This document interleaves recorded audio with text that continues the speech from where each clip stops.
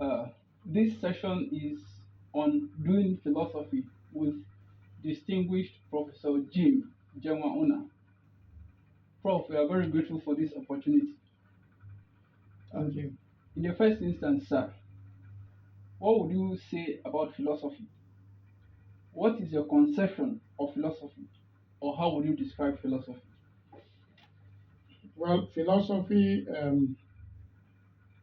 naturally is about wisdom, is about the search for wisdom, is about the search for the fundamental meaning of existence. And the principal definitions or departments that deal with these issues of wisdom and knowledge are metaphysics, epistemology, ethics. Metaphysics deals with the fundamental principles of existence, of reality.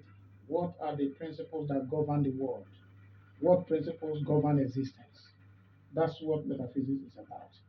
And these form the basis of all learning and the sciences and the other disciplines. And then the other aspect of philosophy, which attempts to answer, relate to the question of the meaning of existence, is the question of knowledge.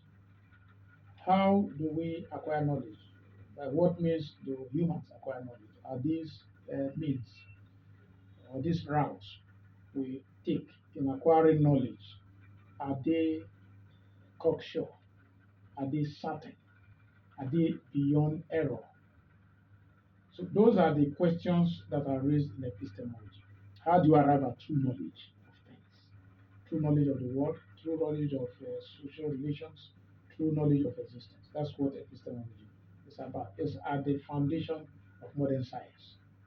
Questions raised in epistemology guide the practice of science. Now, the third major area of philosophy is the question of the nature of human interaction in the living environment. How do humans relate in such a way that they preserve the ecosystem, they preserve the world, the earth for future generations? How do people relate with one another that they ensure social bonding, they ensure social cohesion, meaningful interpersonal relationship? Now, that area is covered by zoology or ethics. Ethics is the study of the norms of human behavior, norms of human conduct. These norms of human behavior, traverse all realms of human interaction and relationships, individual to individual, individual and community, individual and the environment. So these are the three basic areas that philosophy deals with the question of wisdom and understanding of the world. So if you are talking of the etymological construction, that is the natural meaning, which is philia and sophia, simply means love of wisdom. So a philosopher is one who keeps company with wisdom, who is interested in pursuit of wisdom and knowledge. Thank you, sir. Uh, what would you say about logic briefly as it relates to philosophy?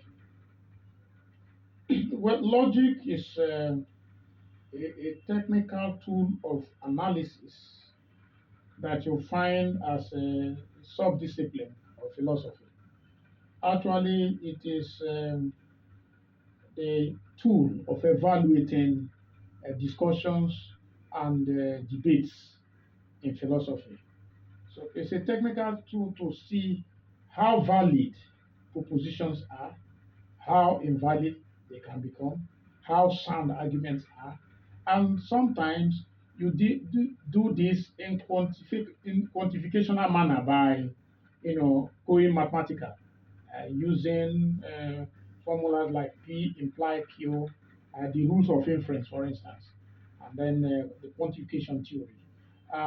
Logical method of analyzing propositions and systems, of meaning, in philosophy.